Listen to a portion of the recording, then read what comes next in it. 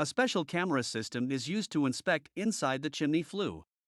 This inspection is to check for any broken flue tiles, gaps in the joints between flue tiles, or any other condition that might make the use of the fireplace unsafe.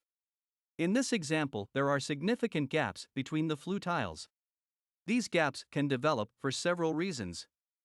For example, incorrect mortar used during the construction will fail due to the heat and cool cycle, or can be washed out by water if the flue does not have a rain cap or if the crown is damaged and leaking. The most common repair for this issue is to reline the flue with an insulated stainless steel flue liner. This requires breaking out the existing clay flue tiles, cleaning out any creosote that may have escaped due to the gaps, and then installing the new insulated stainless steel flue liner. With the new flue liner in place, as well as any other repairs that may have been needed, the fireplace is once again ready to provide the cozy and inviting space for families to gather in and make lifelong memories.